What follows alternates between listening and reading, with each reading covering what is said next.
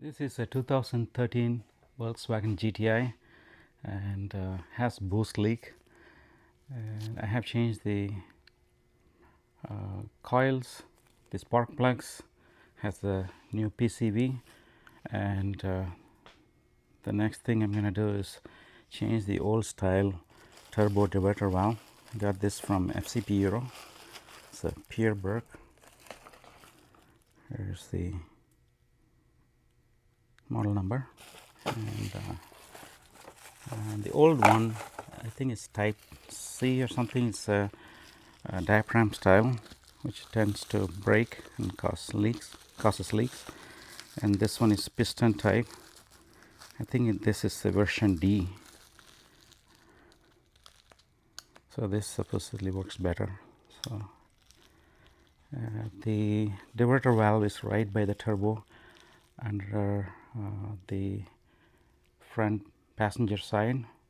We'll take a look when I go down there, and has some 5mm hex. So I have this extension and then a 5mm Allen. Actually, we're going to take a look at the location of the turbo diverter valve. It's the front of the car, the passenger side, and we get straight underneath here, and as I turn up, you can see that's the axle. For reference, that's the passenger side axle mating to the transmission. And as we go and go up, right above the axle, there we go. That is the turbo diverter valve.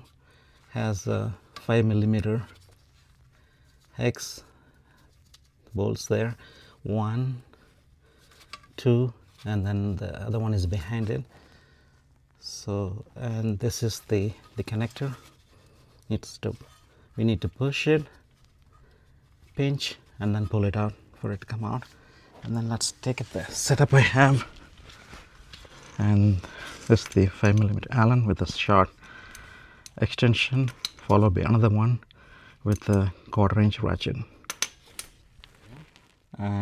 Inserted a small Harbor Freight pick from this side, from that side, and I was able to just push it gently, and then was able to get the connector off. So try that. That worked within a few seconds. I have some oil there. There's some leak around it. So next thing is to remove those 5mm bolts and then get it off, and we'll take a look. I have there's the ratchet with the 5mm hex, and then there's the end. I was able to break that and break this. Now the next one is behind it. That's going to be a little difficult. Here's the old one. This is like not going down easily like this.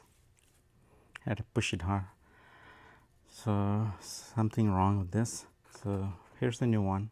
I'm gonna put it on and clean it up and see how it works out.